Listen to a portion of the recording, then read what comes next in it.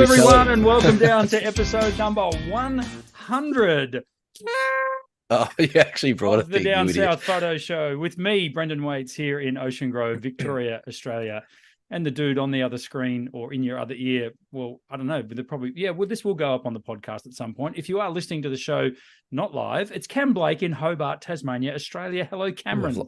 Good. I've lost fingers. I felt like the guy on the river the other day. Hello, everyone. I can't believe you blew bought a party popper thing. That's pretty funny.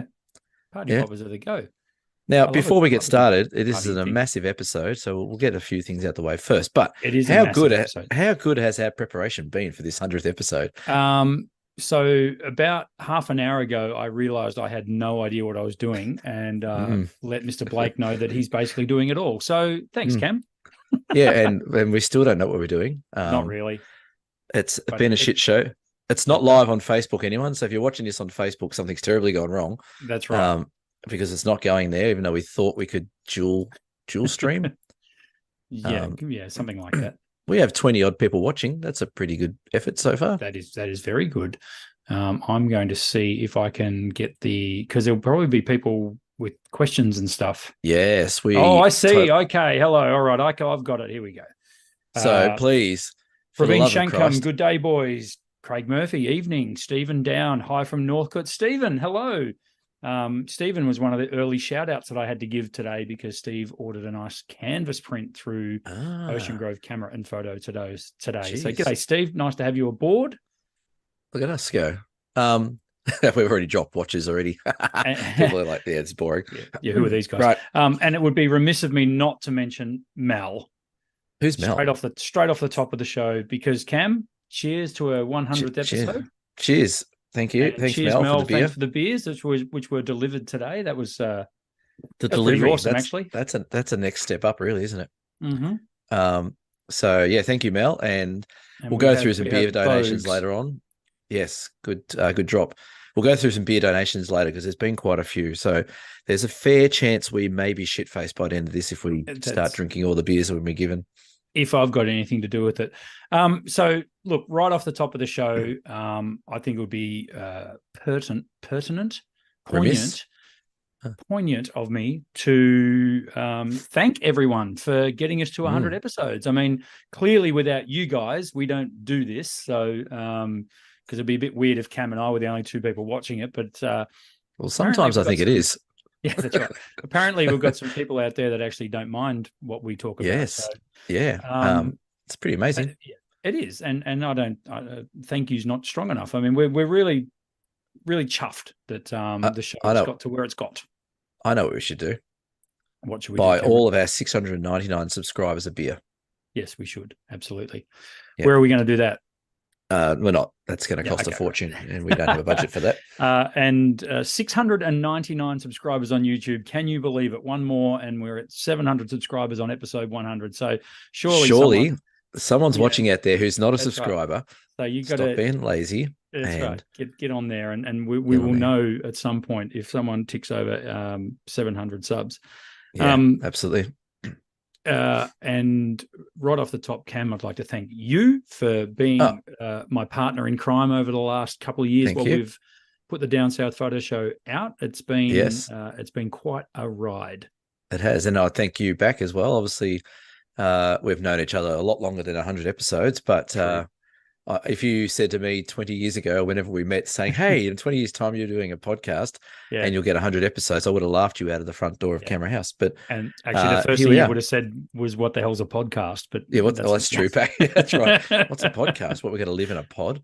No, it's been great fun. And it doesn't, like I was thinking the other day, like 100 episodes is a lot, but it doesn't sort of feel like 100 episodes. But, if we average out, say, 45 minutes to an hour, that's a lot of hours talking to each other. Yeah, especially when you and I are prone to dropping the F-bomb on an episode, and I've got to comb through the whole episode. You know what?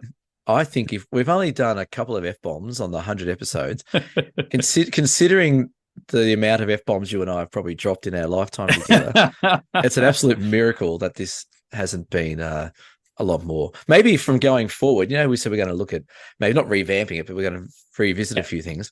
Maybe we just let loose for the next few episodes where well, that's right. We could language. As you know, I've just got back from the Franklin River. Yes. And it did not take long for the language to go into the gutter real quick. No. Thankfully, Why is that always the case on any of your trips, Cameron? it's not me. I'm What's telling the you now, common denominator here?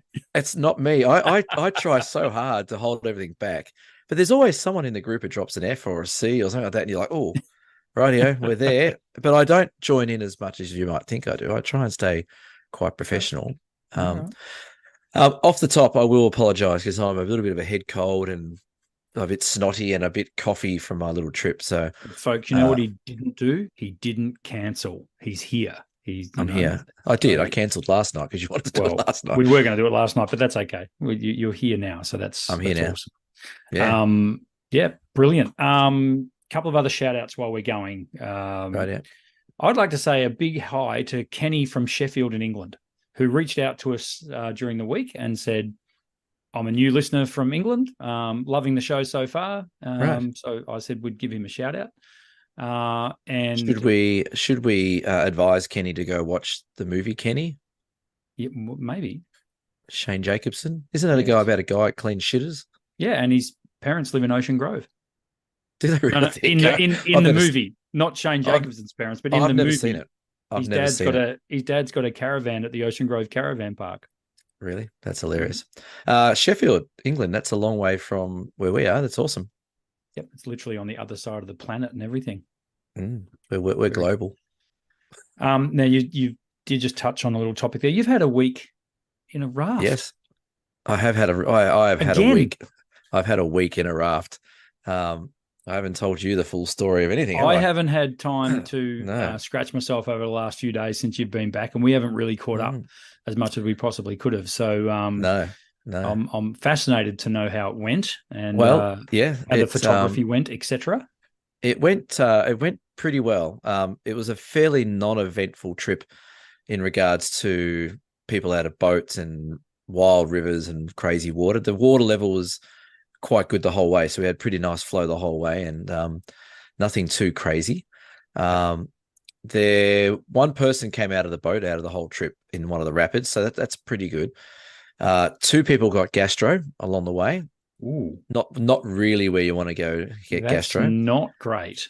No, considering on the Franklin you don't have a toilet that you sit on. You literally do your business in a small freezer bag.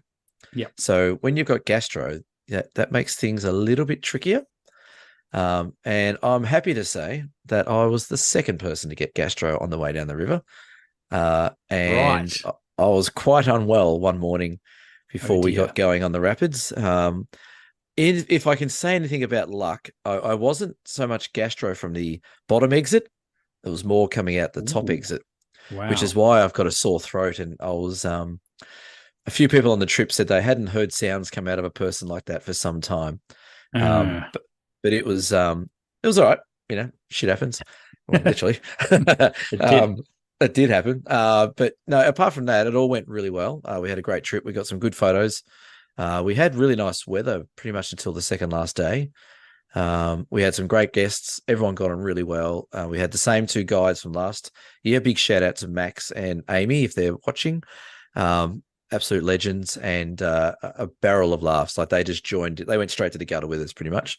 Yep. So a great trip. I did say before this trip, it's probably the last one I do. But every time you go down there, it's one of those places where you just leave thousands of photos and you just want to keep going back. Yeah. So who knows? Watch this space. We might go down again and see what happens. Yeah. Can I just give a quick shout out to Rod Little from Wales, who has tuned in live. So right, just now. We global. What time is it in Wales? I don't know, but it's like, I don't know. Oh, it'd be evening. No, sorry, morning. He'd be having his morning coffee watching the Down South Photo Show live. So nice work. Oh yeah. Oh, so he's using us as an enema just to get his day going. It's 9:41 a.m. in Wales at the moment.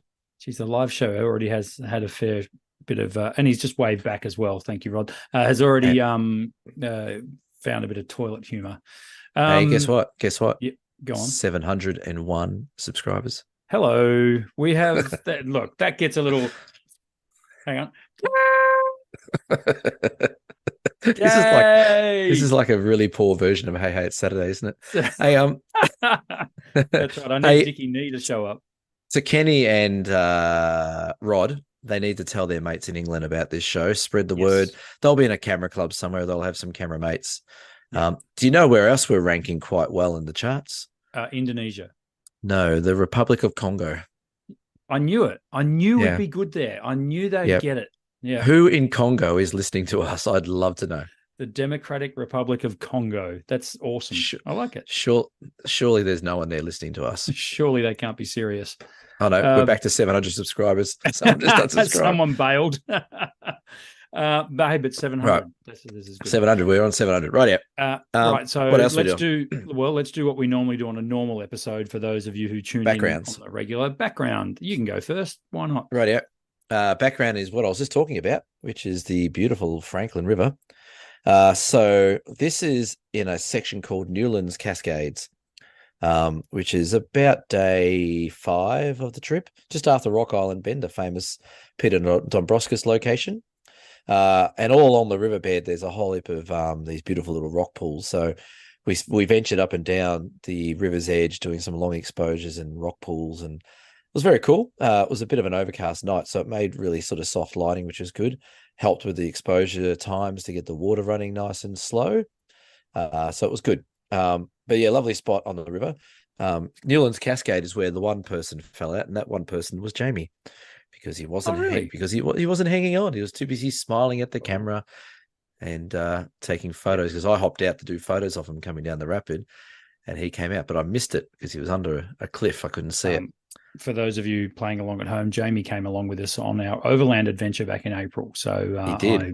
I know who he's talking about when he's talking about Jamie, and I'm not surprised that he was super enthusiastic in the boat. He was very super enthusiastic. He almost became the third guide towards the end. He was helping out a lot, and the guys were sort of letting him do a bit of stuff. So we all just sat back and relaxed and let Jamie do all the work. It was great. Cam, did you know that if you go to dsps.com.au, you too can get a hoodie just like this or like yours? No, you can't, because we've got none in stock. I'd have to go get some. That is dsps.com.au. Was that an ad, was it?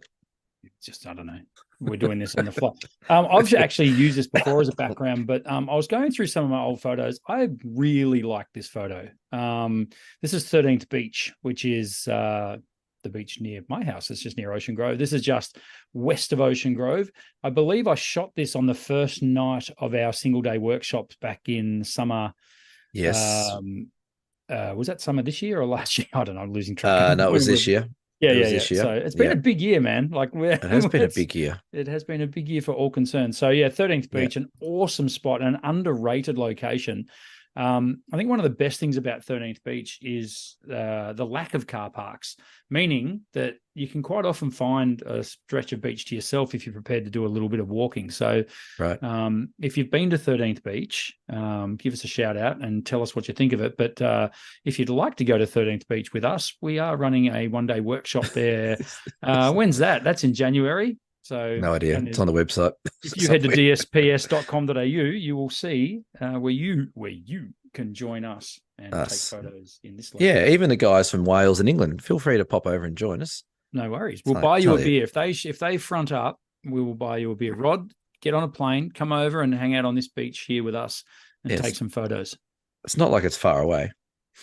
Yes. So I do remember that night. I think that was the second one we did. Because the first one we had a slightly different night, I think, at that location. Yes. From memory. Yes. But that was cool. Yeah, we are doing very different. No, you're right. They were two very different sunsets. They were. And the keen observers will notice that I do have bloodshot eyes. I might have been up at 4 a.m. watching Australia hoist the Cricket World Cup last night or this morning. So, I'm running on about 90 minutes of sleep, but hey, who cares? It was worth it. You know what you've just done? You've probably just dropped us about 1,000 watches on this live video. Remember the last live video we did? There's 4,000 people watching from India. That's right. Yeah, well, they've all just pissed off now. How good was it though? Sucked in India. It was. No, I don't have much time for the Australian cricket team anymore. I think they're a little bit obnoxious and stuff like that. And I'm a big cricket fan. But you know what? They played very well and they bowled and fielded very well. And Yes. India, I think, thought they were just going to walk in and 120,000 people were just going to lift them up and carry them around like gods, and they didn't. And the way they all disappeared afterwards was pretty poor effort as well. But Yeah, it wasn't the best sportsmanship, but we're not a cricket show though, so it's okay. no, we're not. But when you live in a place where you are literally idolized and treated like a god, yeah, and if you bring a World Cup home on your home soil, you're pretty much set for life. I could understand why quite a few of them were pretty upset and just wanted to get the hell out of there. So, yeah, but still, although, they should have hung around and at least seen us hoist it. Anyway, that's enough of that. So let's talk us. Let's talk the Down South Photo Show. Let's talk 100 episodes. Do you have any standout episodes, Cam, that sort of resonate with you when you think back over the last 100? Next 100. Well, not really. Should we just move on? No. That's it. Thanks for coming. No, I think there's been some great episodes. The ones that sort of stand out most for me are the earlier ones when we're sort of like, you go back and watch them now, and we're a little bit unpolished, but we're not much better now. Polished now. That's right. Like the first couple were quite good. The ones that stand out to me mostly were probably the ones that we did through COVID, because I know that helped quite a lot of people. Yeah. Just chew the fat for an hour each week. And, I was in a bit of a different situation down here in Tassie where we weren't as locked down as some people, but so yeah, they were good. The interviews we've done have been great, with all the guests that we've had on there. And I think some of the photo comps we've done, even like last month's photo comp, was really quite good. Yeah. So having a chat about them on the episodes is always great to go through the great shots that we get from the followers here. So no real one standout. I think it's been an outstanding 100 episodes in general. Yeah. So far, so if I don't say so myself. Yeah, that's right. Here's to the next 100. But I would have thought definitely the comps that we've started doing recently, and because it's real life feedback for us, right? What people are into, what they're photographing, what people enjoy seeing, what people don't enjoy seeing. I mean, that trees one, and I've said it a couple of times on the show already, but the standard was as good as a standard of any photographic competition I've seen. Yeah, it was. So, it was. If not a bit better, because they weren't over processed and they weren't made up of stuff. And it was good. That's right. That's another story as well. Yeah. But and I think you're right. I think the episodes that I've actually watched back not a couple of times, but at least once, the Ben Horn episode is still rates as one of my favorites. When we had Glyn on, when we had Ash Hughes on, that's been fantastic. Who? Yeah, that's right. And Glyn. And a shout out to Ash. He's watching in, I think he said it was Shark Bay. He's not watching. Like if he's watching, he'd be commenting in the comments. Well, let's see. He's got rid of his beard though, hasn't he? He got rid of it, grew it back, got rid of it, grew it back, got rid of it, grew it back. Right. The guy's off the grid, mate. He's traveling Australia with his family. He's not the same without a beard though. No, that's right. We also had another guest on the trip who was on the Franklin with us the other day. Oh, absolutely. That's right. But we don't mention his name. So no, that's right. There's no point. No. But where was I going with that? I was going to mention the other episodes that I really enjoyed. Oh, look, I think for me personally, the big deal of this year was the Overland track. Yes. When we did the that was good. That was a good episode. I really like that episode, and I am here to tell all our avid viewers that there is a director's cut in the works of that episode. God, Jesus Christ! There is, which actually goes for about an hour. So it's going to be just a lot more footage. We got a bit of feedback that people wanted to see more, and understandably. But when you're trying to cram a 6-day walk into a 45-minute, episode. It's a bit tricky, but it is a bit tricky. There's a lot more footage out there that I shot on the walk that I'm going to include. No idea when I'm going to put that out, but I might maybe it'll be a Christmas present for everyone. Christmas. Well, that was episode 77, and go. that's our second highest rating episode, or second highest viewed episode, right behind episode 1. Episode 1 would be the most, which is kind of ironic, isn't it? Because people are tuning in to have a look at us at episode 1 to see if they're going to watch this show, and that's when we're at our worst. I just got a message from Tom Putt. No need to mention it. No, you know what his message is? Look at it. He's such a dickhead. He goes, Brendan can't even bring himself to say my name. Oh, dear, Tom. Hey, speaking But of... I overlook you, Tom. So it's Geez, not sorry. intentional. He says he doesn't watch, but he watches every Of episode. course he does. He loves it. He just can't wait for us to say his name. Hey, tell you what, here's a new... Just while we're looking at Tom Putt, here's an Yes. amazing background change. Quickly, watch this, folks. Try and guess who's in the front seat of that raft. What is that man doing? It wasn't that scary, but he looks like his soul's about to leave his face there. So you wanted a shout out, Tom? You got a shout out because I knew he wouldn't be able to help himself for chiming in if he was watching live. So anyway, yeah. So episode 77 was the overland track. That was great fun. Yeah, it was, and most certainly. I mean, I might have at some point done the overland with you, but I think we made it happen because of the Down South photo show. So yeah, that's we've got another walk coming up in February. We do. There's another episode. We're off on the 3 Capes, which is I'm really pumped for that. That's going to be awesome. Yeah. It'll be good because it'll come at a good time of year for me personally, because that's when when the madness starts to settle down of the of Christmas and the holiday madness that we get here in Ocean Grove. So that'll be awesome. Really, really looking forward to that. Yeah. I did put up here what were our least favorite episodes. There was a couple of episodes where the Tom Putt interview one was pretty shit. Well, yeah, I don't even know. We should probably delete that. Yeah, I mean, then we won't have unless he wants to pay us for all the free ad promotion we gave him. It's a place filler, that one. It's like a seat filler at the Oscars. Yeah, that's right. No. Least favorite episode. Any episode that mentions, for Christ's sake, any message episode that mentions AI, I hate. AI, as we all know, can go fuck itself. Yes, there it is. See, I can't bleep this. No, you can't. No, it's live. Oh well. Yeah, Sorry for those of you with kids in the car taking the kids to school, listening to the podcast. No, it's AI is it's my least favorite subject. Closely followed by back button focus. Yes, we've had some good. I don't think I've had a least favorite episode. No, but neither. I think we've had some interesting rants. We had a disagreement once, I think, maybe. We've had a couple of. I mean, I think it's healthy though that we might have different perspectives and different points of view on things. Yeah. We're not sort of at each other's throats, but occasionally there's been a couple of times where, I just haven't agreed with your point of view, and that's fine. Yeah. Like, and that's right. And you were wrong. That's fine. That's right. That's what happens in this world, as we all know. Yeah. It's not all smooth sailing. So that's been interesting as well. Did we want to briefly talk about what the future of the Down South photo show looks like, Cam?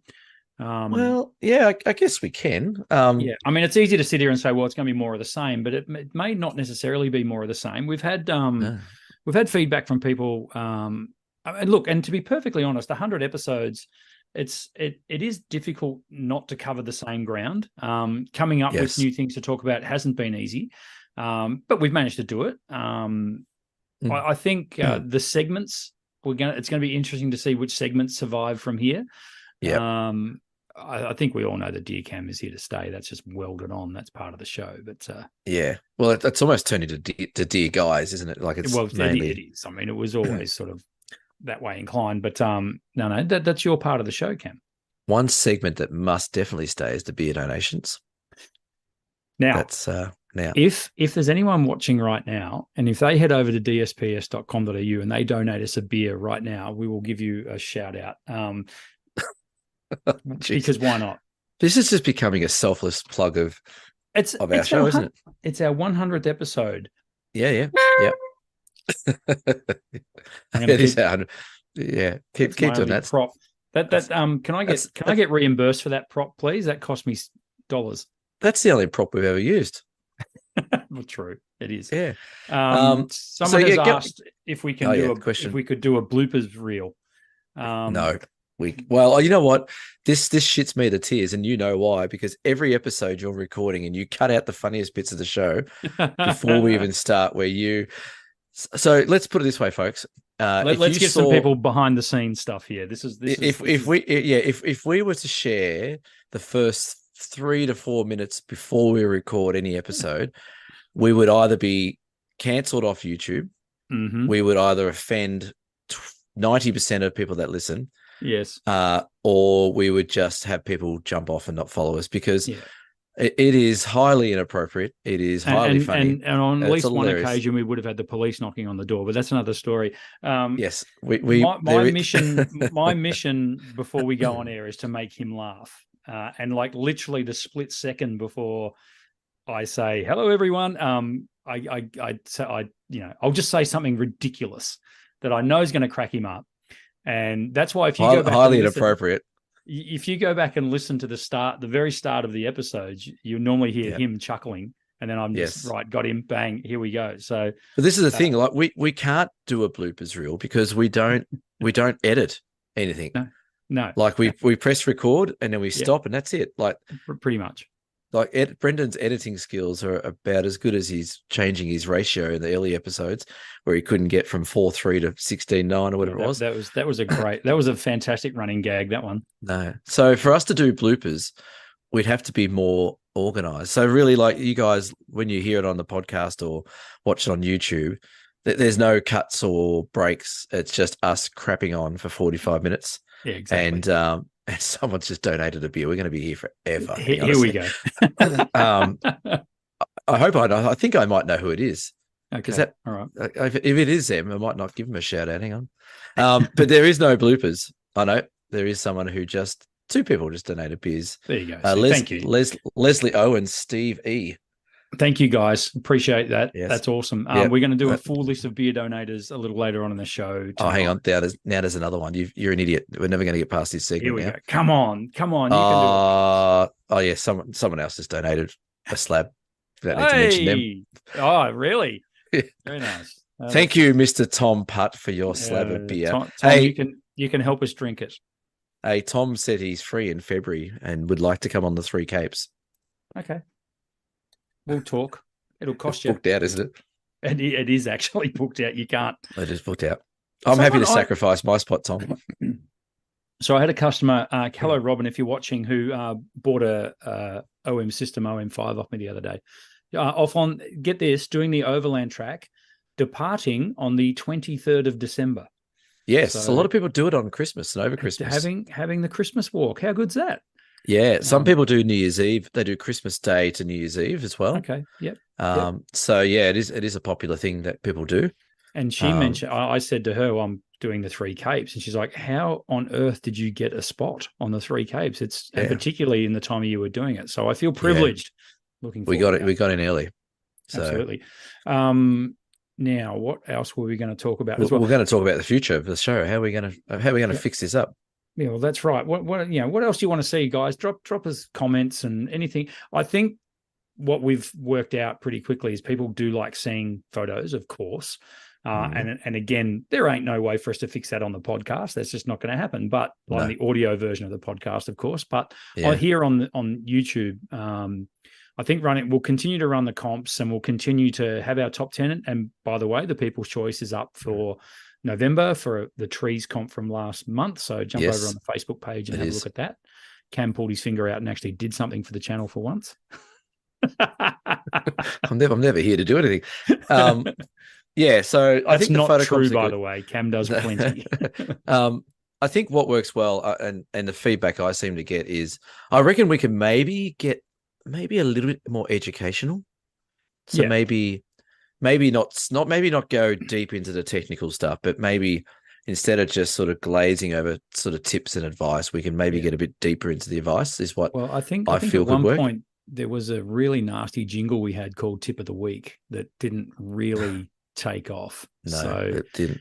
Probably need to work on that as well. So yeah. Hey, there's more beer donations coming in. Would you like me to keep going? Yeah, but please. Lani I know Lani, she's lovely. And Tanina. Hello, Tanina. Tanina came down to Franklin.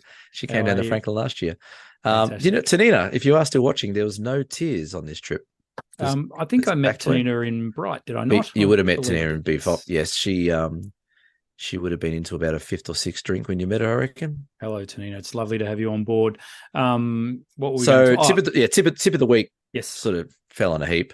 Yeah. But I think maybe we can refine or polish a little bit more the how we can maybe educational side. because I think like we're by no means experts in what we do. I think we're good at what we do, but we're not we're not up there with the legends of the photography world. But we've been around long enough, gear and know your photography. I know workshops and stuff like that. And, I think that's the point, is with the experience that we bring. That's what we want to share.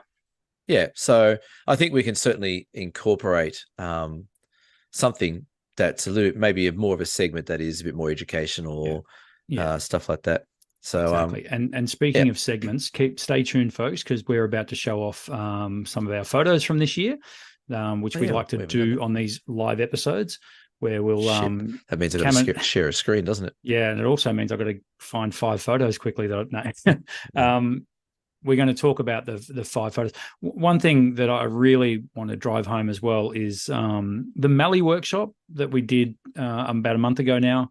That really resonated with me. I absolutely loved doing that workshop and taking people. Obviously, there's an emotional connection for me to that part of the world because I was basically brought up in the Mali. But there was something about it that worked, I think, really well, over and above what you would expect on most other workshops. That connection that we had, the conditions we got were fantastic. The weather was great. The people everyone on it was great. The food was great. The transport was great. Everything worked really well on that workshop. So that was a real highlight. Just going back to the topic before, that was a real highlight of the last 12 months. A little bit of behind the scenes on that trip as well for people on beyond. So we finished on the Saturday or the Friday? No, we finished on the Sunday. Sunday. We finished on the Monday, actually. And we played golf on the Tuesday. We played golf Monday afternoon and came back. Oh, Monday afternoon. Yes. Yeah. But what did you decide to do in the hotel room on after golf that night? Do you remember? Well, when you're in a hotel room and you're sharing it with one of your mates, I mean, what else you do but get your golf clubs out and play a round of golf? We decided, Brendan decided that we were going to play a round of golf with real golf clubs and golf balls in the hotel room. I hope Burke and Wills Hotel are watching this. Hi, Jeff. Hi, Jeff. So Brendan designed a course to be able to. It was a putter only course. Yep. But I think your second shot on the first hole went into my undie part of my of my luggage. So these are the kind of things that happen behind the scenes that don't necessarily need to be shared. But the Murray Mallee was a great, and like I said on the time, I wasn't skeptical, but I was like, oh, we'll give this a go. Maybe this region has stuff it can offer. And it's a beautiful region, and I think we only sort of scratched the surface. We did. What you can do up there. It's the classic hidden gems kind of area where you don't have to get too far off the beaten path to find some ripping photography opportunities in that part of the world. Yeah. And you're completely right. I think although the people that came along on the workshop had a ball, everyone has said it was a great workshop. I think it opened our eyes a little bit more to some other opportunities up that way when we do it again next year. So if you would like to join us, I'll stop plugging the workshops. Just like jump on the website and have a look. More beer donations coming through. Thanks, Rod Little from the UK. All of us, beautiful. I hope we get a pint. Thanks, Phil. A pint of thanks, Stella. Andrew. Thanks, Dave. Dave Marlin. I'm sure he bought us beer anyway. He's bought us more. I know. Good man, Dave. If we keep this going, we're going to have to register this bloody website for a license. For a license. It's got to be a licensed show.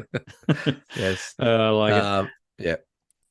Should we show off some photos? Let's show photos. All right. Yeah. So what we decided to do, well, I told Cam he had to do, was basically find 5 photos that he's taken in the last 12 months, and which wasn't many. We're gonna break them down for you. We're gonna talk about share how we did a it, why we screen, did it, all that sort of stuff. Can you see our live feed, Brendan? I can if I click there. Yes, I can see our live feed. Right. And so that should be now I can see it. Yes. Yeah. Well, I can see we've got a Lightroom. Yes, we have. Oh wow. Right. And there's a little sneak peek. Oh, we're gonna start with that one. Well, that's the first one in there. So this is one of yours, Brendan. So why did you choose this as one of your 5 So days. this was a month ago. This was on the Murray Mallee workshop at an awesome place called the Pioneer Settlement in Swan Hill. It was. Some of you might have had a school trip there at some point. Like Cam seems to think he did, but he can't remember whether he did or not. Remember. Yeah, I don't know. And at the Pioneer Settlement, it's basically your classic ye olde village, where they have.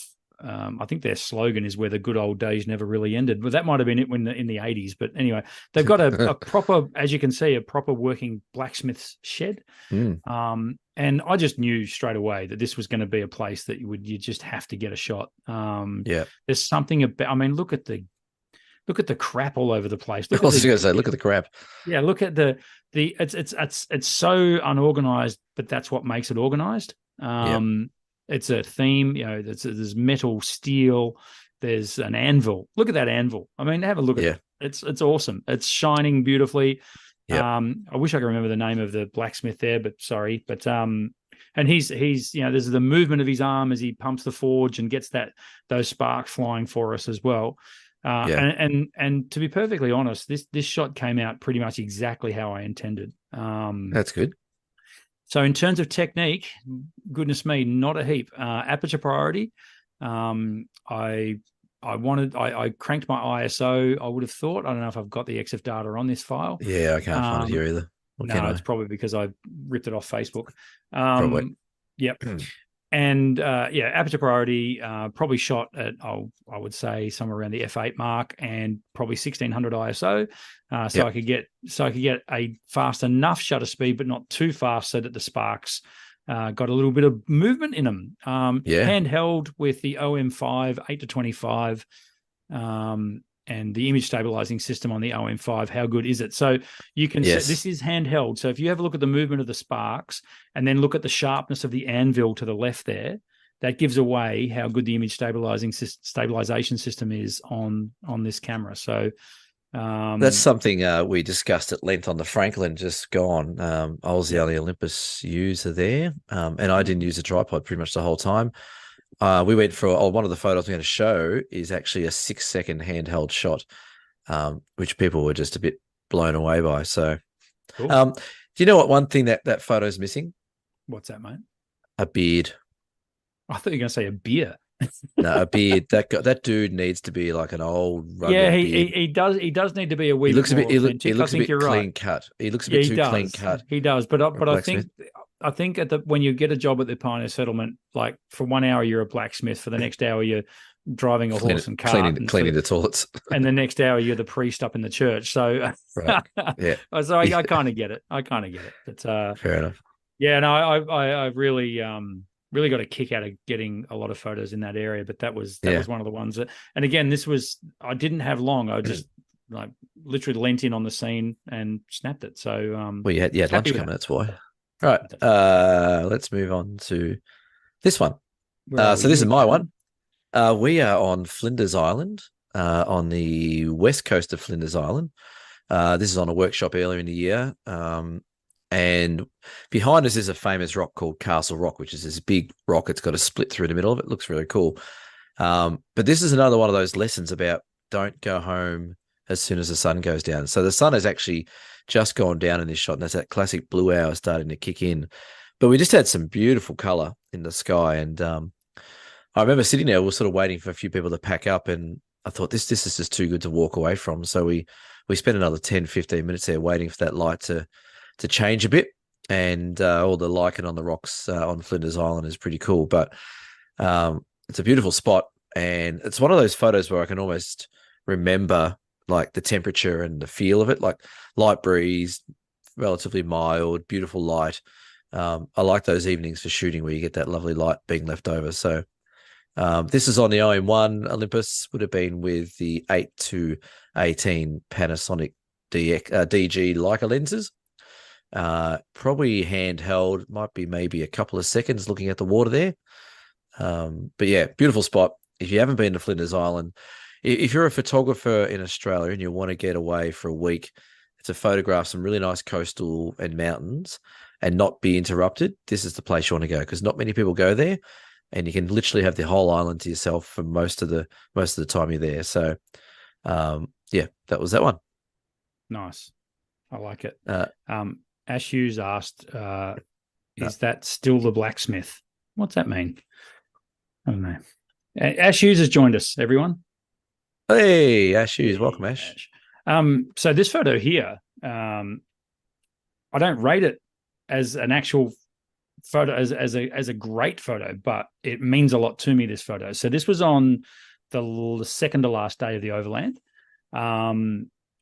We'd had it. Look, I think it was safe enough to say, Cam, on the Overland, it was a slog. We had a fairly yeah. It was wet. It rained a lot. You say a slog. I say typical. Yeah, that's right. Yeah. The reason this photo resonates with me is because, as I say, it was getting late in the day. We weren't far away from camp, sort of walking down a very steep part of the Overland, which my knees paid for the next 3 months. But sort of, I could hear the running water. You know, you're walking through a forest, you can hear the water, and you just want to hone in on it. And I sort of just looked off to the right, and I could just see this amazing cascade coming down. So it was just time. Just dump the pack, get the camera out, and just stop for a few minutes. And again, handheld. Again, Olympus OM5 8-25. I think most of my shots tonight will be on that camera because I acquired that camera back in January this year. You did for that walk, didn't you? Yeah, that's exactly right. Handheld, obviously, longish exposure on that. I'm going to say it's going to be at least a second. You know, I would have thought on this one I was shot about f11. And what I do remember about this shot is that I'm leaning my shoulder against a tree to sort of try and form a bit of a human tripod, if you like. So, haven't you been called that before?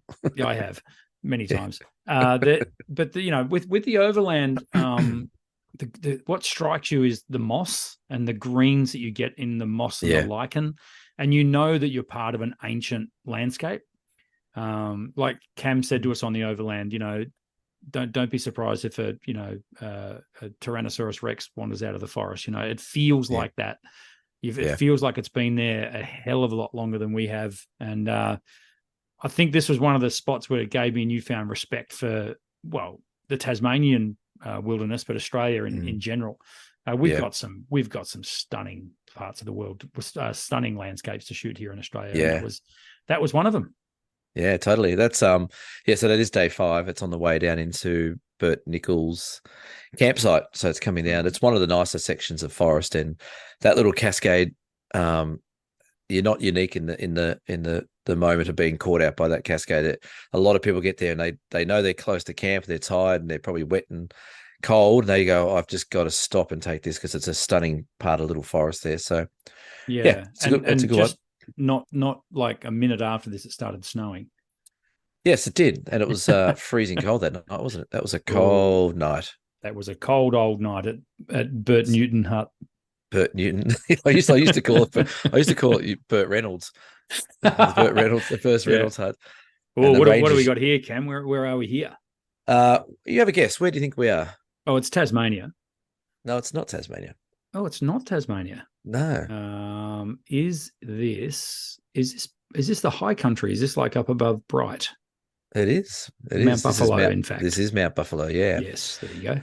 So this is Mount Buffalo out near the Horn, so all the way out to the end. You can walk up to the Horn, and we just had another workshop up there, the Autumn Bright workshop, and this was just a really foggy day. We thought, well, let's get up into the mountains and have a bit of a play, and sort of saw these trees all creeping over the top with this pretty cool rock in the foreground. So I thought I'd just create a shot that sort of had like a bit of a tunnel effect to it, but it was more about the mood. And that's something that we speak about a lot on this show, is that weather can make or break your shot. So, you know, you put this in a bright, sunny blue day and it doesn't look anywhere near as moody and atmospheric as this one. So same again would have been the OM1 with probably a wide angle, 8-25 or 8-18. Handheld, probably about f11 or f16 just to get some depth of field going in there.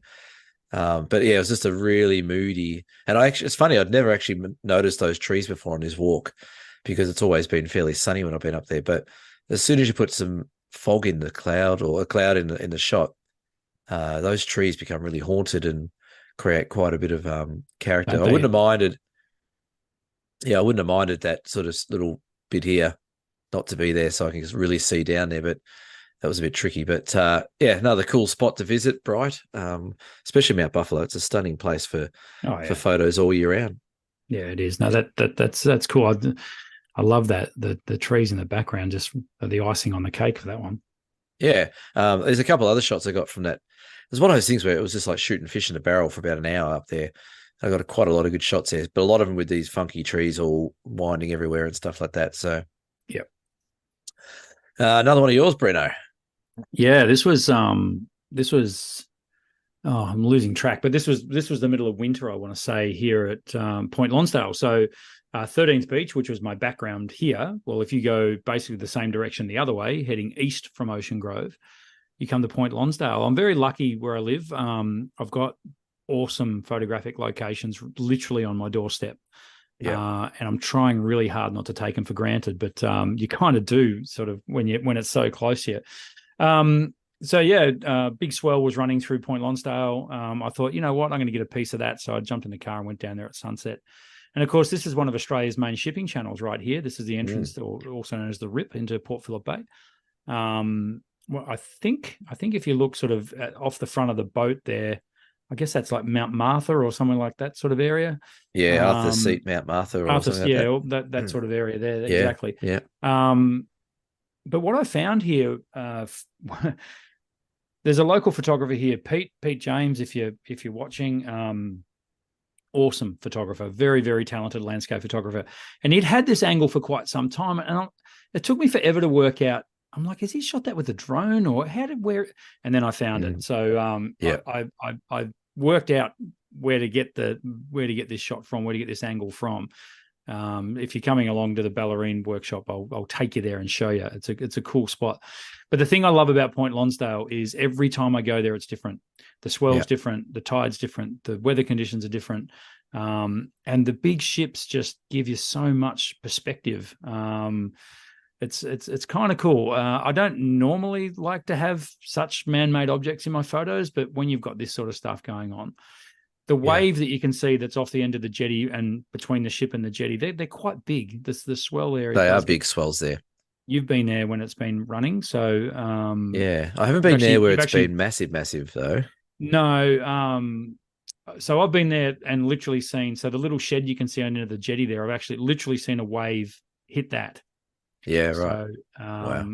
And yeah, it can actually get quite dangerous out there, and they do from time to time close the jetty when it gets scary dangerous. But I don't know. It's one of those images that sort of made itself. All the pieces sort of fell into place. The composition just worked nicely, and it was really, as the boat was coming in, the ship was coming in. It was like, come on wave, and I just needed that wave to crest right beside it. So, well, almost those two waves have almost framed that whole thing up, the jetty and everything like that. So yeah, it has framed it up quite well. So I was happy with that. So that's with the. This is actually with my EM1X.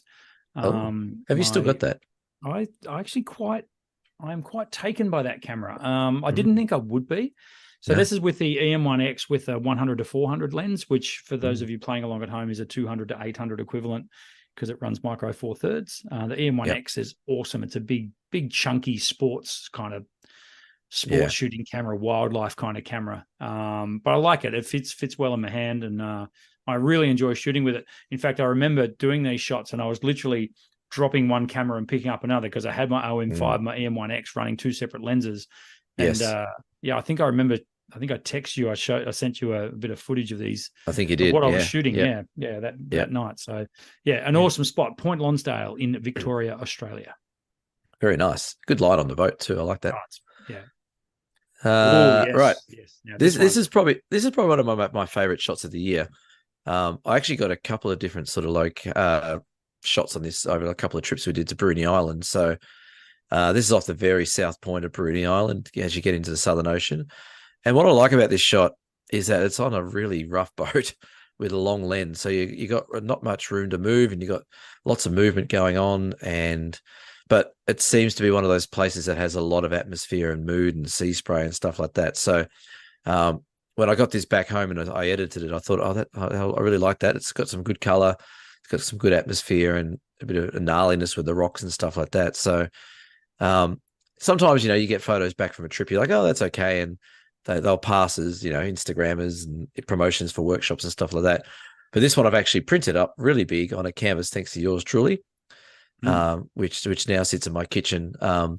So that's what I think I know that I've got a shot I like, is when I go print it big and do something with it, as opposed to just leaving it on a hard drive or chucking it online or something like that. So, but I do remember the swell this day. Speaking of swell, I think we had 7 or 8 meter swells in these small boats off the bottom of Bruni, which is amazingly scary to think of, but incredibly cool to be out there when you've got really highly skilled boat rider or boat drivers, and people are out there having a lot of fun. So we're up and down in the waves, and that's what made this shot so hard. Like, 1 minute you're up and you're sort of pointing almost to the top of that, next minute you're down and amongst all the waves, and you couldn't actually see most of the rock there. So this image has got a real sort of ethereal feel to it, like the mood. It's like a monolith, like rising out of the fog. It's just it's an absolute cracker. And I remember when I did this on canvas, I think it's how big did we do it? I can't remember now. It's like a meter and a half by a meter or something. It's pretty big,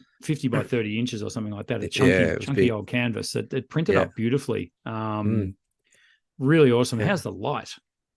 You know what's funny though? You say it's a bit of a monolith and stands out, but when you look at it from the boat, it's like there's a series of them. Like, there's about 4 or 5 of these all along the coast. It's only because you isolate it with a shot with a longer lens that you sort of give it its own time, and it sort of sits on stage on its own. But there would be another cool shot there with a wide angle lens where you could have a whole series of these all lined up along the coast. But I didn't go for that shot. I went for something just to isolate it. But yeah, it was pretty cool, and looks good printed. And again, another good reason to print your stuff up, folks.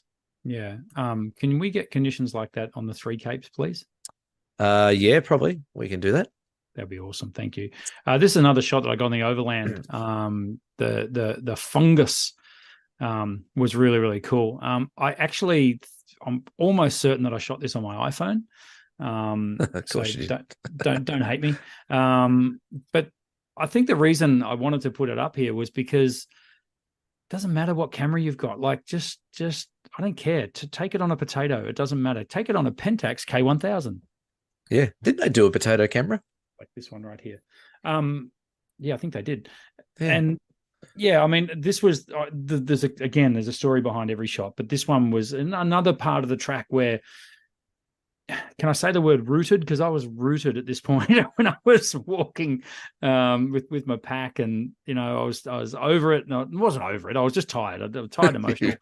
You're really selling this walk, mate. And then the fungus started to come, and you can see. And I mean, those little caps there on the toadstools there. I mean, they wouldn't be any more than a centimeter high. They're like small fingernail size, maybe. Yeah. And at this point of the walk, I wanted to take photos, but at the same time, I couldn't be asked getting all the big gear out, and we were getting close to the end of the day, and I just wanted to get to camp and settle. But that was where I was really glad that I did have a half decent camera on my phone, and I was able to get shots like this. So I'm still and listeners to the show know that I'm a big advocate for. It's not what you got to tell you, use it. And the best camera you own is the one that you've got on one in your hand. Exactly right. And it's funny that so many people just don't sort of buy into that sometimes. Again, like, people do miss a lot of shots because they think, oh, I've got this fancy camera, I've got to use it. Otherwise, it's not going to be a real photo. But, we've got to remember that photography is just about the memories and making sure we don't miss them. Yeah. If you miss those memories, then, what's the point? Doesn't matter what camera you have then. I did a little one-on-one workshop the other night. So in summertime, when I finish up at Camera and Photo, close the doors at 5, and quite often I'll run a little one-on-one photography workshop just for a couple of hours where we'll have a quick chat about the gear they've got, like literally first timers, mostly beginners, and then we'll go out and take photos. We had Andrew with me the other night. Hello, Andrew, if you're watching. Lovely gentleman, British gentleman, and he'd been taking photos for 30 years. But he had a real sort of staunch way of taking photos, and that was you get the camera, you put it up to your eye, and you take a shot. Yeah. What Andrew wasn't used to was using the live view screen, and that's where I got him onto phone photography. And you've got your phone there. You can use your phone to work out your compositions before you use your high end camera or your big camera or whatever. But the main thing was we got him like so his camera had a flip out screen, which he discovered while he was with me. I said, the screen flips up. He's like, oh my God, look at that. And so we were flipping the screen up and then putting the camera down low, close to grasses and insects and all kinds of stuff. And yeah, it was really cool. And I think a lot of people need to remember just how versatile your compact camera can be, your phone can be, even your full-blown SLR can be. If you use the live view screen and angle it up, you can get shots like this without breaking your back. That's right. And you're not lying on, you don't have to lie on the ground. You can hold the camera down or hold it up as well. Although Jamie will tell you real photographers lay on the ground. Jamie. That's all he seemed to do on that overland track was lay on the ground and take photos. Yeah, he's got to learn to put his viewfinder up to his face. He does. Look at that. That's cool. Yeah, this was cool. Very cold. It was up in the Central Highlands of Tassie this winter.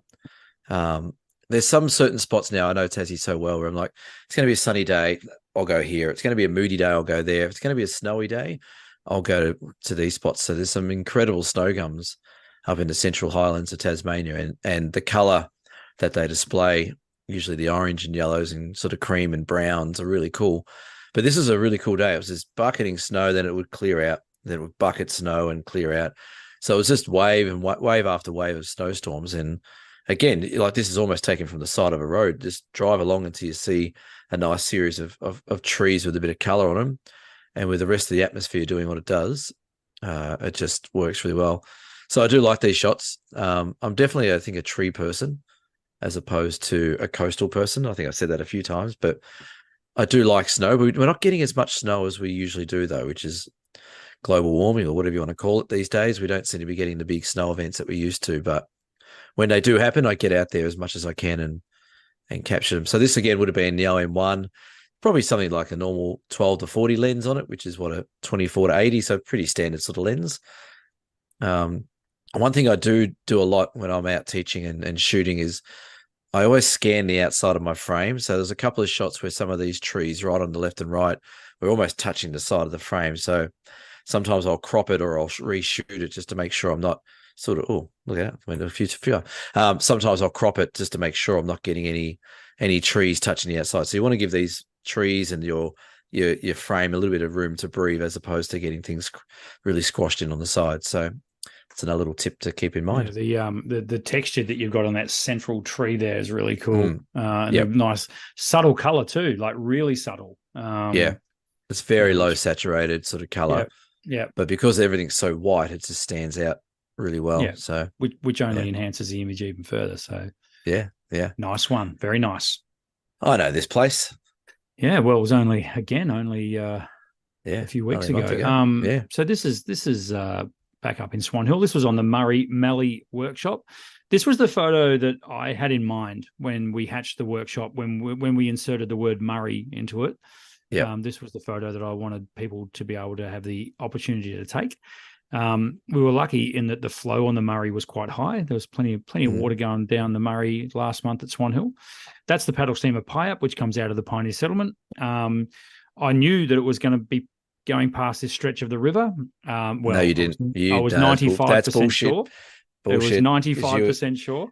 Your sphincter tightened up a bit right before it was meant to come around the corner. I thought, we're going to have a nice little session here photographing the river. You were a little bit nervous when I heard that little whistle blow. Yep.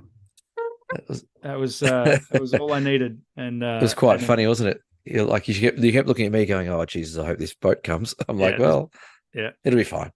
But it really, it added to the scene so much, and it carved its way up the Murray there and went around this big sweeping bend right in front of us, and it was perfect because it gave us everyone on the workshop an opportunity to set up, get ready. This is where the boat's going to be, and the great thing was, of course, it went upriver, hung a big U-turn, and came straight back again. So, and I think how many people did you have on that workshop? Was it 8? We had 8 people on that workshop. 8 people. Out of the 8 people that were all set up ready to take their shot, I think only 1 or 2 actually stayed in their original designated spots. Yes. Everyone else got a bit of panic about like, oh my God, it's coming. Oh, maybe this isn't the right composition now. Maybe I need to do this, maybe do that.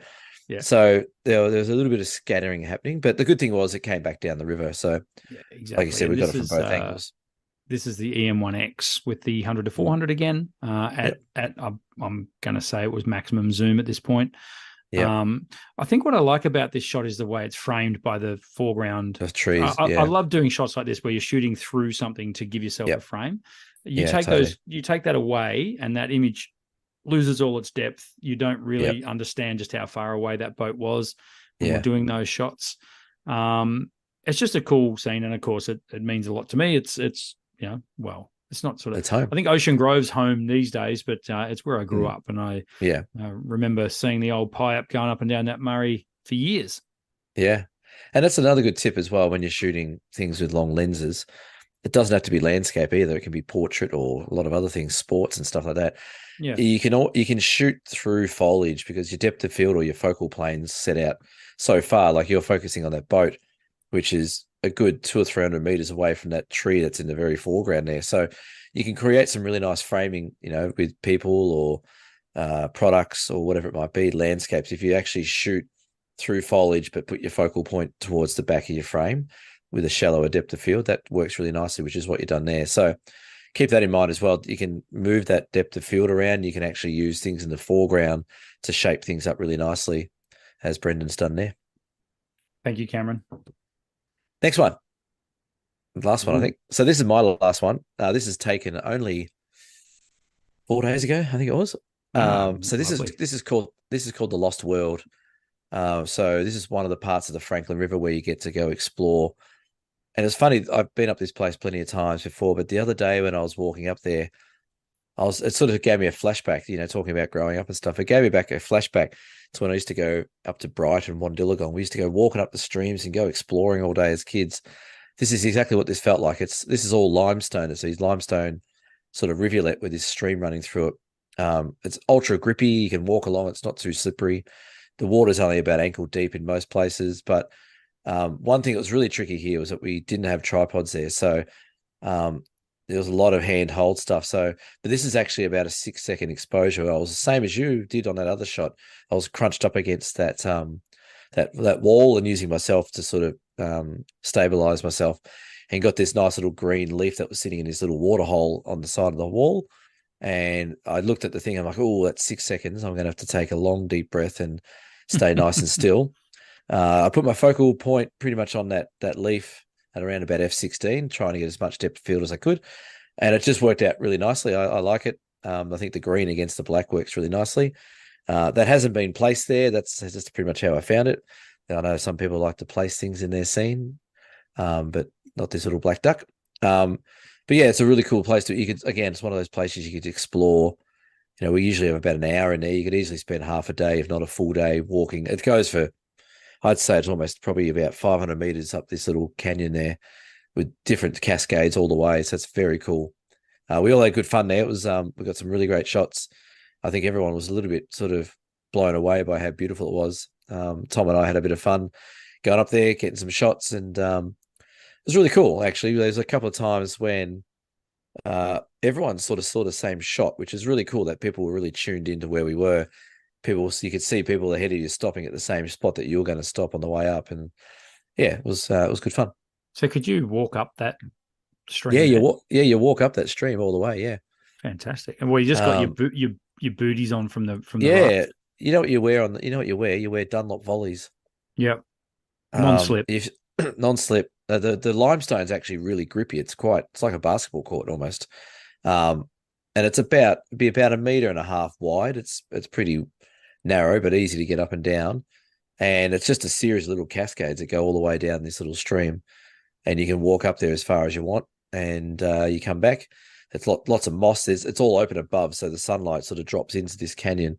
It's called the Lost World, which is pretty cool. But yeah, it's a great spot to go and explore. It's one of those. It has the black and green, like the. Yeah, that's very cool. And I didn't notice it at first. I was sort of standing there waiting for someone up ahead to get out of the shot so I could get the stream. And I sort of looked, I'm like, oh, there's a nice sort of contrast of the green and the black there. So it worked out really nice. Very good. Nice. Right. There you go. There you go.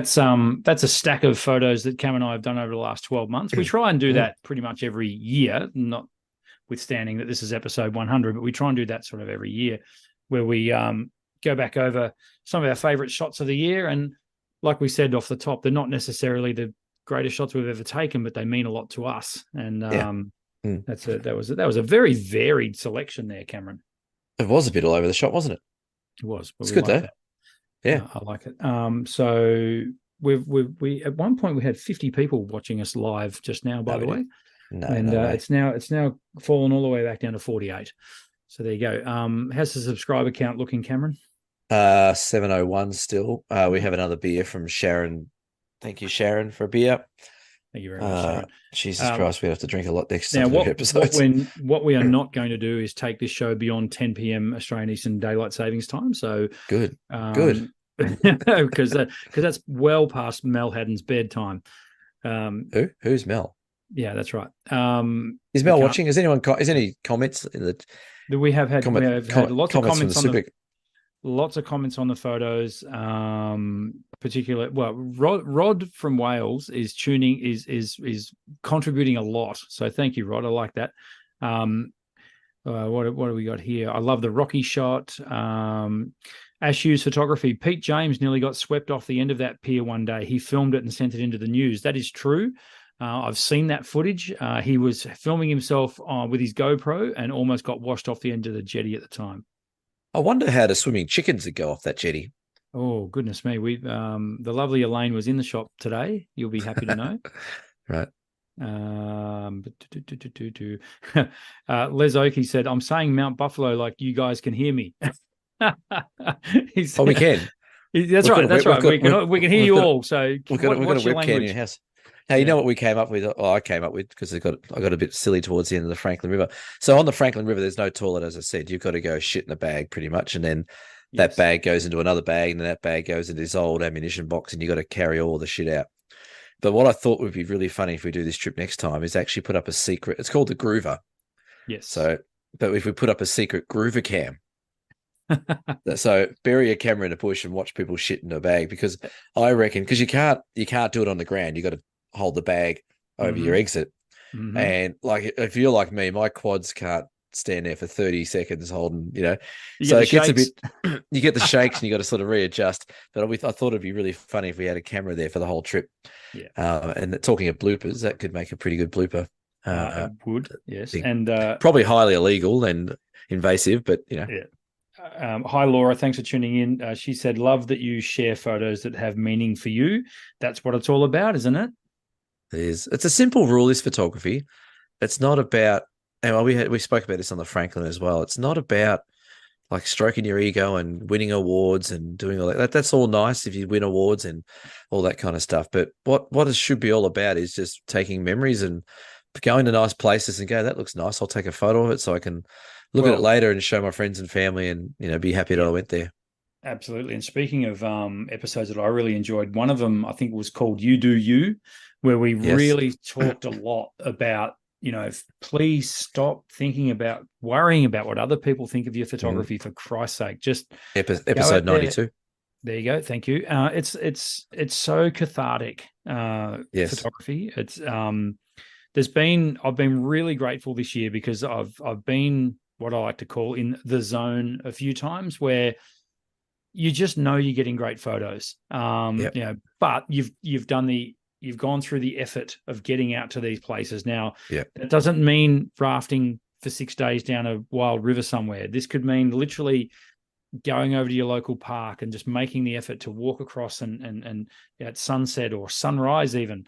2024, I will be shooting a lot more sunrises. You heard it here first. Sunrises suck.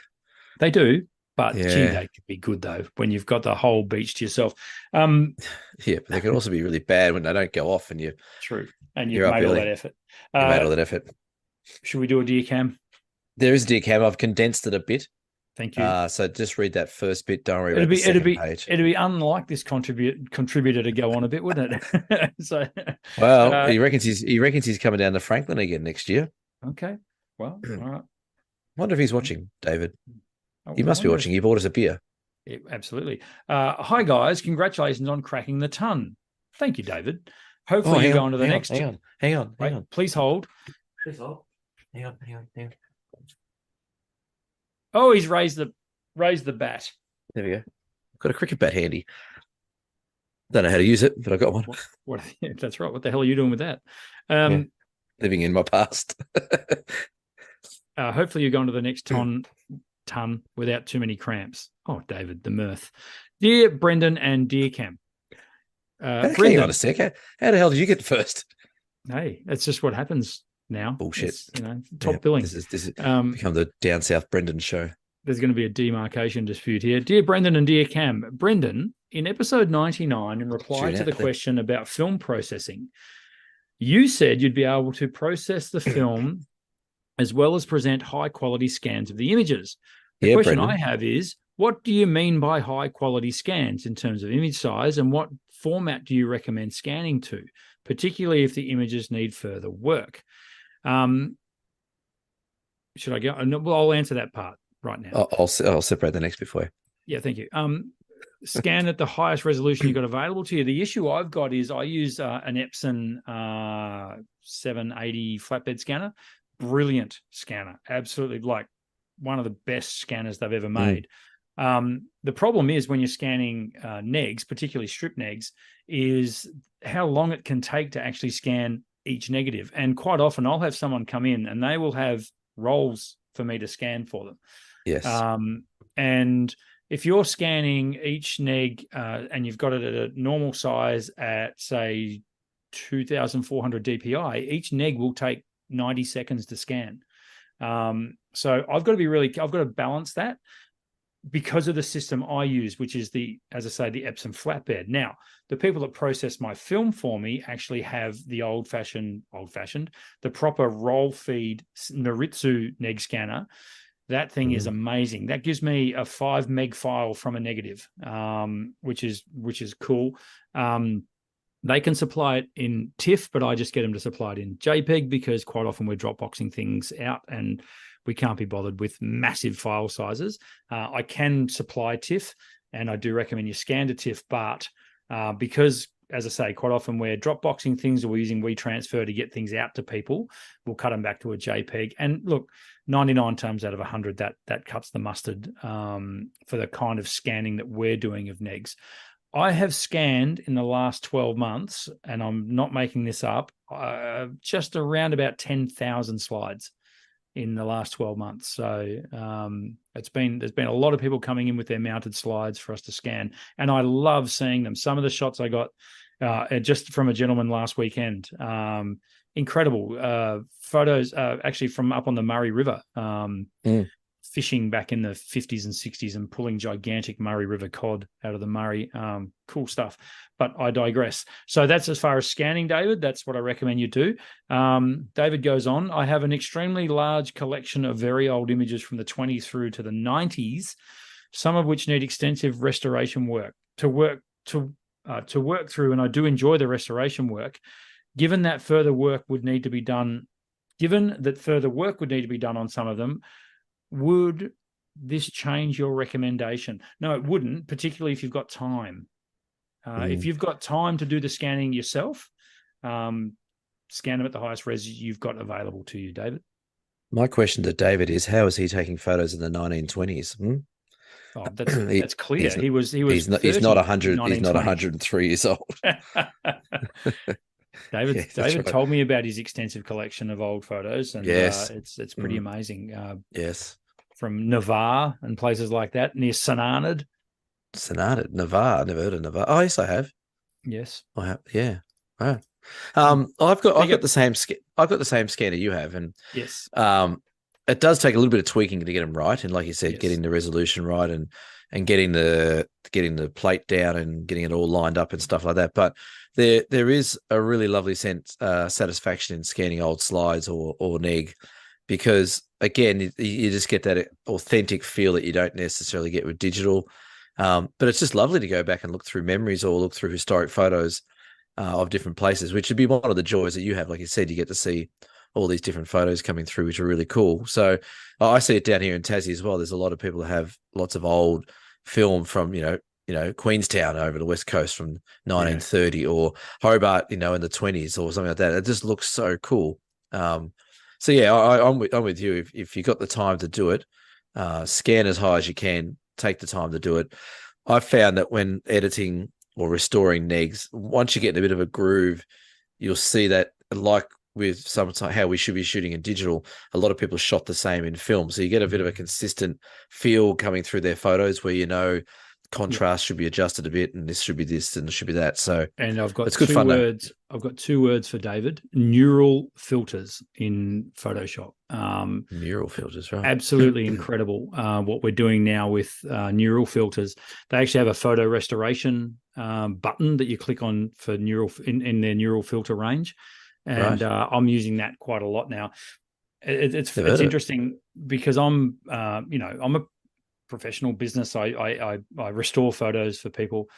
I always raise people's eyebrows when I tell them how much I charge for it. People tend to think that Photoshop's free for some reason, and the work that I do should be like each. And it's like no. There's actually each negative. If I'm doing as I say, let's say, for example, a 36 exposure film. So I'm scanning all those negs. That is going to take me a good 45 minutes of editing. Yeah. And that's literally just a quick once over. If there's photos there that I'm just, really like, well, each frame might take me 15 minutes to clean up. Yeah. So, yeah. Anyway, if you would like some negs scanned, come see me.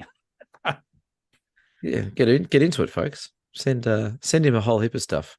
Do it. But yeah, people, it does take time to do it, and people don't always realize that that things do take time when you're trying to scan things and fix things up. So if you have to pay an expert to do it, then that's just how it is.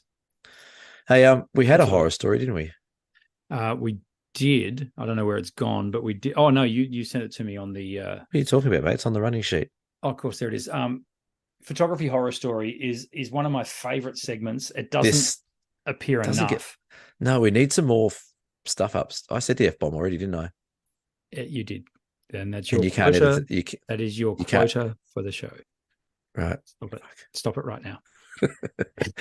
This is a photo horror story, which is another segment. Yeah, this is a beauty. This is great, this one. G'day, Cam and Brendan. Made it to episode 17. Thank you, Peter from South Australia. I made it to episode 17 83 episodes beyond. As I continue to catch up on the excellent podcast. Don't know if you're still doing the horror story segment, but I've got one for you. Okay. In 2011, my wife and I toured Britain and Ireland with 48 others from Australia. We were the youngest couple by a fair bit. 6 days in, and we were meant to go to the Queen Mother's castle, but it was occupied by Charles and Camilla. How dare they? So we went to a historic graveyard above the North Sea in the north of Scotland. Sounds awesome. Sounds terrible. Yeah, sounds great. I want to get a photo of the oil rigs in the North Sea with a few gravestones as a foreground. Sure. I took a step on what I thought was a row of grass, but it was a wire fence. I went over and punctured my right arm and cut my left arm. Ouch. Yep. Sounds like a good trip. After being assisted back to the coach, they called an ambulance, and whilst we waited, a Land Rover pulled up and 2 blokes got out. I loved this bit. Wrapped my arm and gave me some oxygen, as apparently I was quite pale. Then they went on their way. The ambulance drivers were wary about some random person distributing oxygen and radioed ahead to warn the hospital, as they were not fully sure it was oxygen. I ended up cutting an artery in 2 places and having 13 external and 3 internal stitches. Jesus Christ. The blokes that helped turned out to be Charles and Camilla's bodyguards. We rejoined the tour that evening, and sadly, I did not get the photo, but did win a bottle of champagne for the best story. Hope that isn't for too long for you. Thank you, Peter Hennis from South Australia. Give it up for Pete. That's a damn funny big horror story. That is dedication to the cause right there, Pete.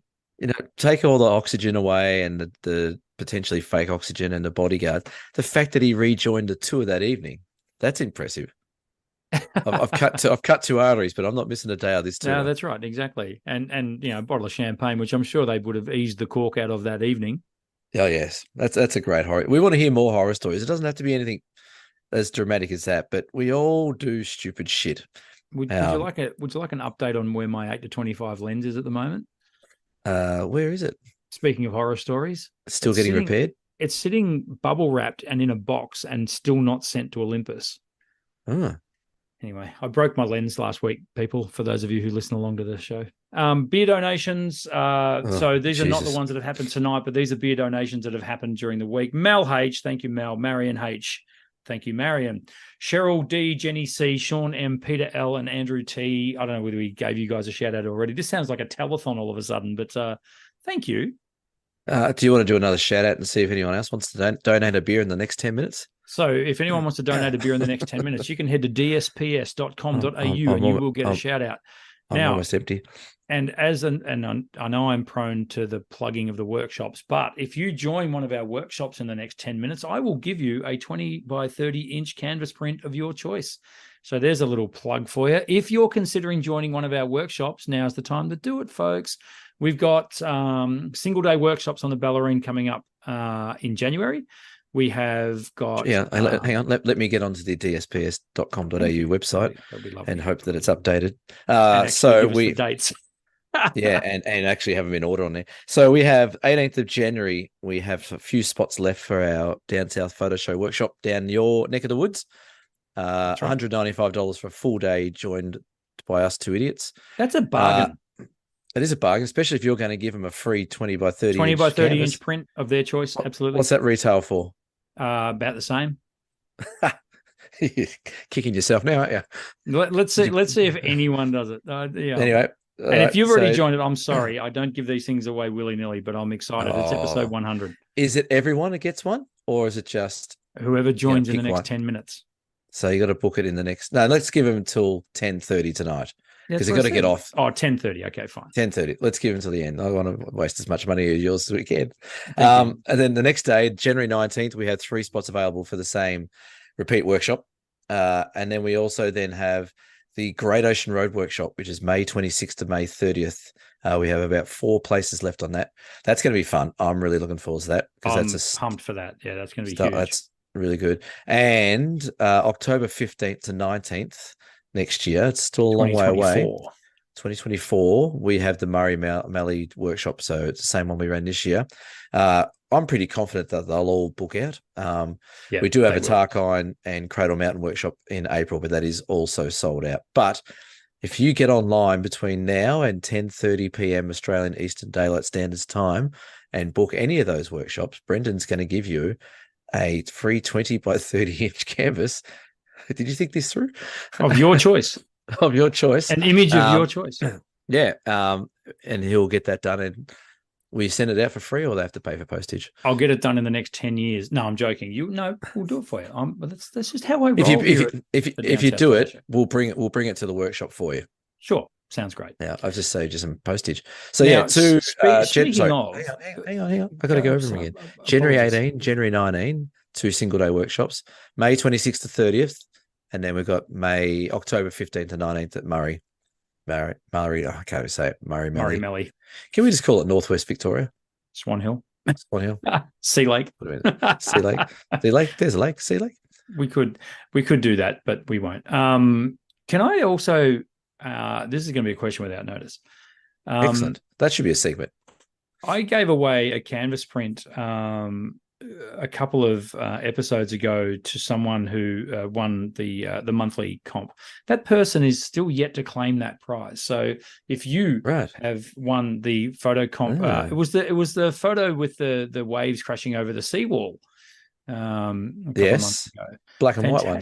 Black and white photo, absolutely fantastic photo. But that person is yet to claim their prize. So although I have been in touch with them, they haven't got back to me. So maybe they're still waiting. But that's a great photo. It is a great photo. Okay. So head over to dsps.com.au. That is the Down South Photo Show website where you can jump on there. You can see links to old episodes there, which you can find on YouTube, or you can also find links to the actual podcast as well, where you can listen on your favorite podcast platform. Yeah, we've got them all covered: Spotify, Apple Podcasts, Google Podcasts, YouTube Podcasts, you name it. We've got them all sitting there for you. And we are doing very well on the podcast chart still, which is great.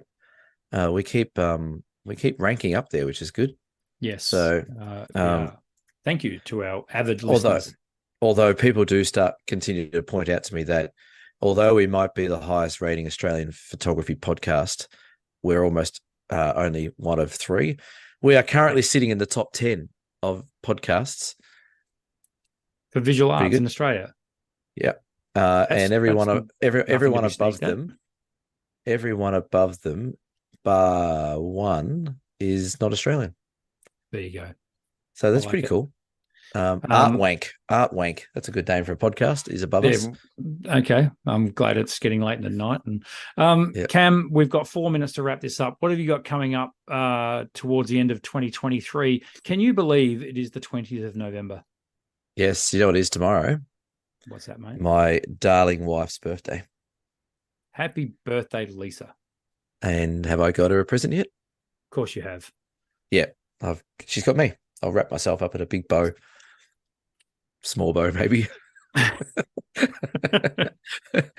What have I got coming up? I'm pretty quiet for the rest of the week, and then I'm off to Utah. Awesome. So I fly out of Tasmania on Saturday to Melbourne for a couple of days. And then 5-Star Dan and I are heading over to the United States of America for a quick 10, 12-day trip around Utah. Yep. We land on the 27th. We drive to Vegas, and then who knows what happens from there. Well, what happens in Vegas stays in Vegas. Stays in Vegas. And that will be the last trip of my 2023. And then I've got about 3 or 4 months off before any major workshops, which is very good. That's exciting times for you. I like the sound of all that. Based on the running sheet there, you're so looking forward to Christmas time, aren't you? Yeah, we've already used our one swear word, Cameron. We can't use another one. Go on, say it again. What does it say, Brendan? We are heading into the throes of Christmas trade for me at Ocean Grove Camera and Photo. Lots of canvas prints to do. I've moved my entire canvas print setup from the very office that I'm sitting in right now to the shop. So my little office back here is getting quite empty now, which is great. This is going to become a little man cave, if you like. Can you still call them man caves in 2023? That's a cave. Someone will get upset if I call it a man cave. Sorry, I still call it a man cave. And yeah, we're rolling into retail big time. Normally what happens is I just work now until Christmas Eve. I fall in a heap for a day. I normally get sick, and then I'm okay. Then I watch the Boxing Day test and everything's fine. Pakistan this year, if you're wondering. Well, that'll be a 3-day test. Yeah, that might be a 1-dayer. I'm looking forward to. I know. Every year I bang on and say how much I hate retail. You do carry on a bit about it, I must admit. But geez, I make some coin. No, but I do enjoy it. It's a not anymore. frantic, you're giving away 20 by 30 inch prints. It's a frantic and frenetic time of year, to be in retail. We received our obligatory literal ton of frames during the week from Profile Products. So that was shout out to Vince. Is Vince still there? Hey Vince, I'm sure. Yeah, no, Vince will still be there. He'll bring me my box of Furfies later on for Christmas. He does that every year. So as I say, in the throes of retail. If you want to be like, excuse me while I scroll up. If you want to be like Stephen, who ordered a canvas print today through me, by all means do it. We did it by email, didn't we, Steve? It was awesome. It was absolutely seamless. He hasn't seen the canvas print yet, but I've got his money. Thanks, Steve. Hey, can I make a suggestion for those who do visit Brendan in his shop? cameraandphoto.com.au. Make sure you go in there around about sort of lunchtime and just have a yarn. Go in and see Brendan and just have a yarn. All the time in the world. Exactly. Have an hour and a half yarn with him and just watch his veins get bigger and pop out of his head while he's watching all the orders go behind. And that's funny. Retail sucks, mate. Get out of it. Ash Hughes loves when I make canvas prints for him, don't you, Ash? Anyway, it is what it is. Ash Hughes did a couple of massive canvases, and I got to deliver them to a place in Geelong this week, and they look amazing on the walls at this place in Geelong. So he's selling work and traveling around Australia. What a life! I know, it's pretty tough, isn't it? Showed his life and more. Thanks, Cam and Brendan and viewers. Another great show. Roll on the next 100 shows. Couldn't have put it better myself, Cam. It's 10 o'clock. You know what that means? Time to get to bed. Thank you for tuning in. Cam, thanks for 100 episodes again. Thanks, mate. That's been a pleasure. Let's do another 100. We're going to put an episode out this week. This is the episode, isn't it? Other than this one? Well, are we going to put this out as a podcast? Yes, we will, but we're also going to put out episode 101 before you go to Utah. I thought, can't we do one in Utah? And we'll do one in Utah as well. What? Hang on. I know we're going a tad over time, but I'm going to get up at bullshit o'clock. Yeah, you are. That's what I'm thinking. I know. I could see that coming. Let's do an 8 o'clock recording, shall we? Which means it would be 2 a.m. in the morning for me over there. No, okay, not happening. No, there's 7. What's that? I don't know what that works out to be. I think it's actually one of those weird ones where it's 16 hours difference. So it's actually 8 hours minus a day. So it's weird. Yeah. So I'd have to do it lunchtime or something, maybe. We'll work it out, Cam. I'm sure we'll work it out. But anyway, we'll see. We'll see how we go. Again, thank you to all our avid listeners. Thanks for all the beer donations. Thanks for joining us on a bloody workshop or a tour or whatever. It's been brilliant. Thanks for the 100 episodes. We will see you guys for episode Thank you very 101 much. of the Down South Photo Show next week. I think that's it. Oh, hang on. I got to stop this, don't I? You're hosting. That's right. So, so I press the end button, do I? You do. Thanks.